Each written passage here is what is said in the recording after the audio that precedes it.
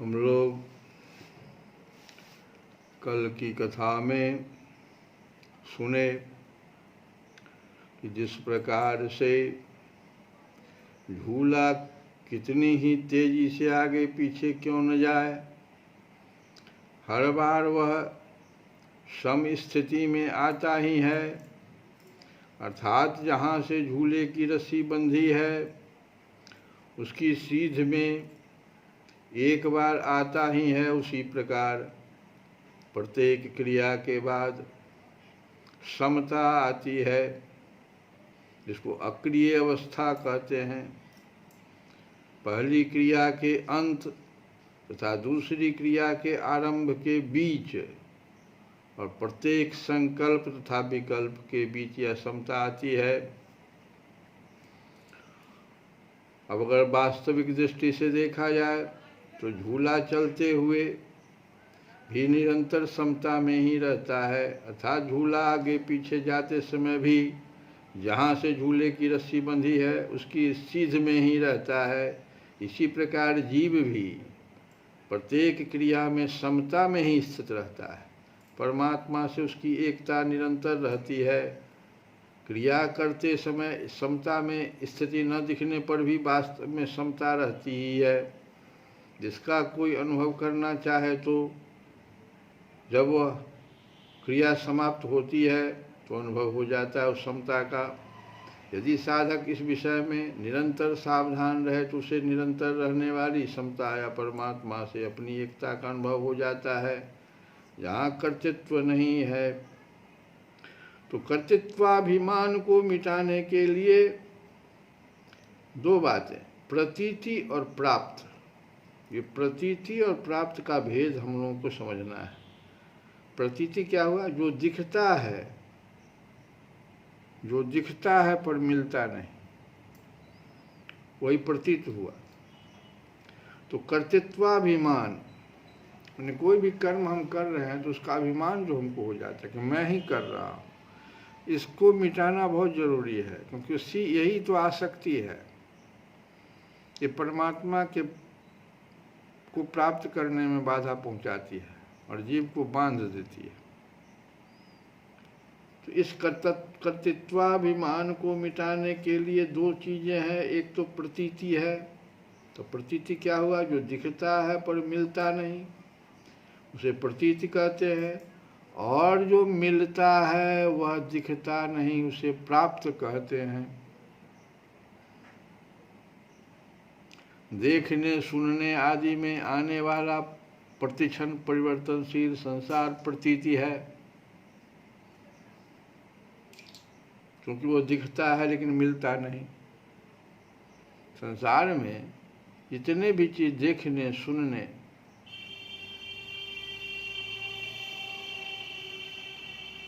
आदि में प्रतिक्षण परिवर्तनशील संसार जो है ये प्रतीति है, ये मिलता नहीं। और सर्वत्र नित्य परिपूर्ण परमात्मा तत्व ये प्राप्त है, क्योंकि ये मिलता है निश्चित रूप से, भले दिखता नहीं है। परमात्मा तत्व ब्रह्मा से चीटी पर्यंत सबको समान रूप से स्वतः प्राप्त है।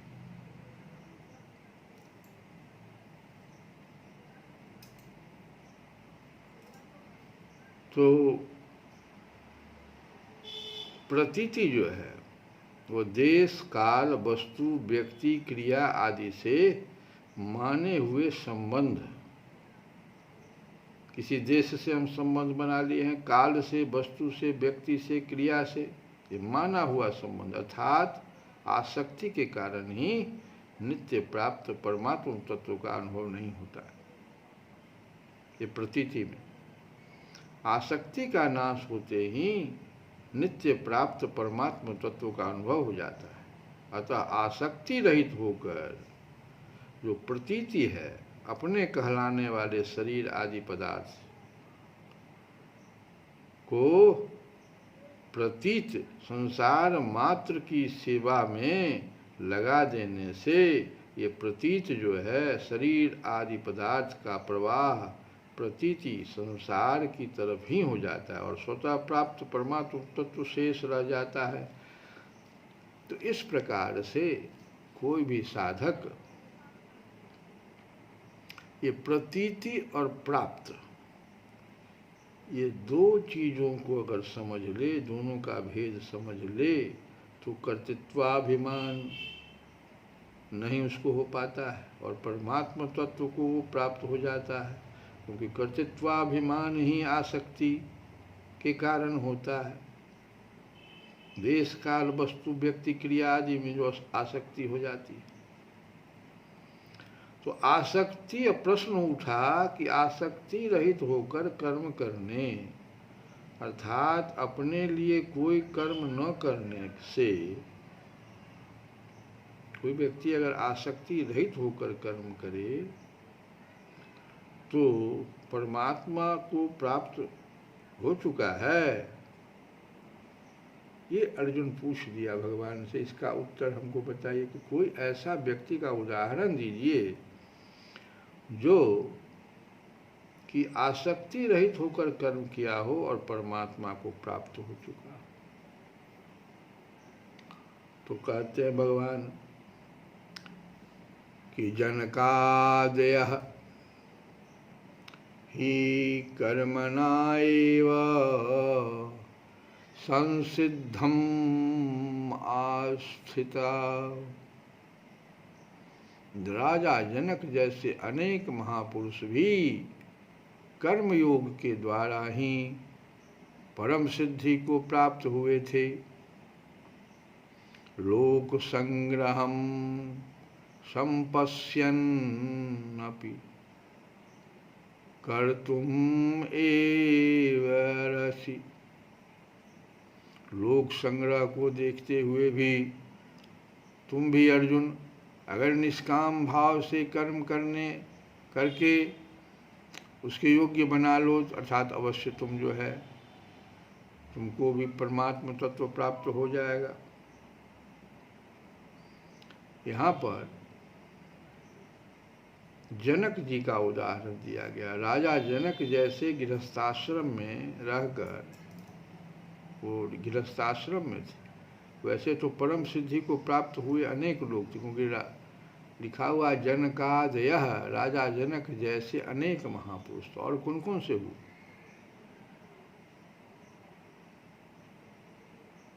राजा जनक तथा उनके बाद में होने वाले महापुरुष। जैसे ये अर्थ भी ठीक नहीं है। जैसे राजा जनक से पहले भी अनेक महापुरुष कर्मों के द्वारा परम सिद्धि को प्राप्त हो चुके थे।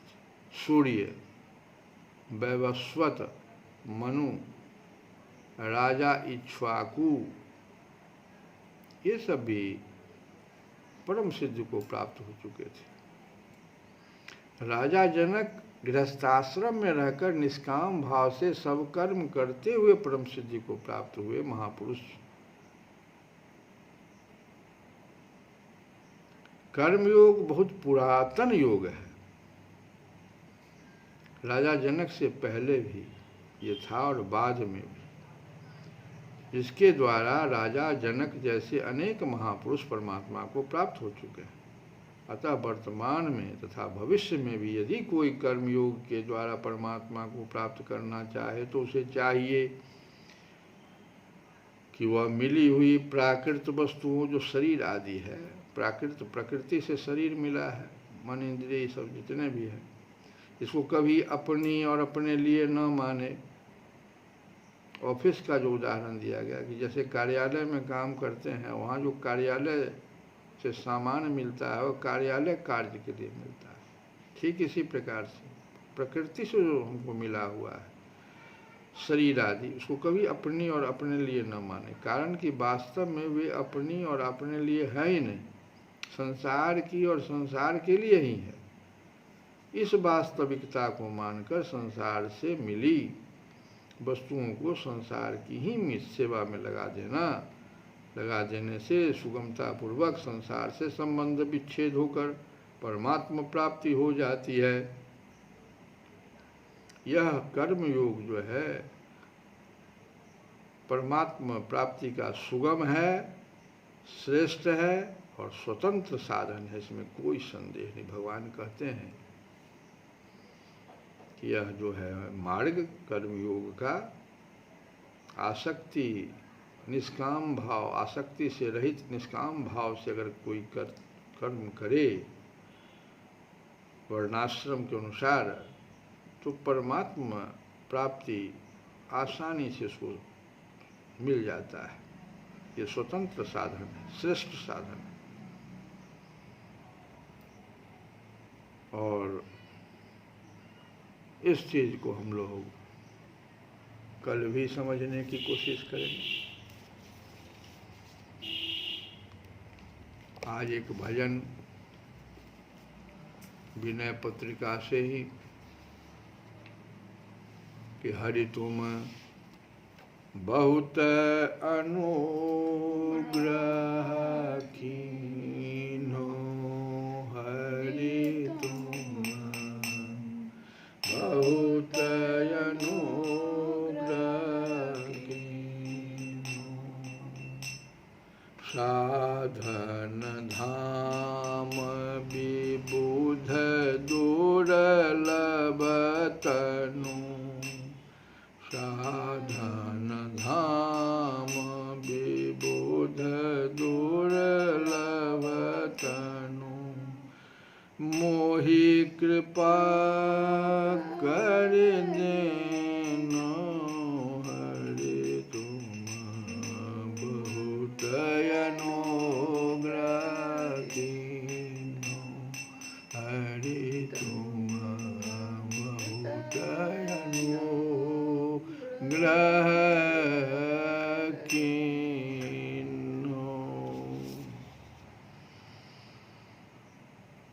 हे हरि, ये आपने बड़ी दया की जो मुझे देवताओं के लिए भी जो दुर्लभ है, साधनों के स्थान मनुष्य शरीर को कृपापूर्वक दे दिया है। साधन धाम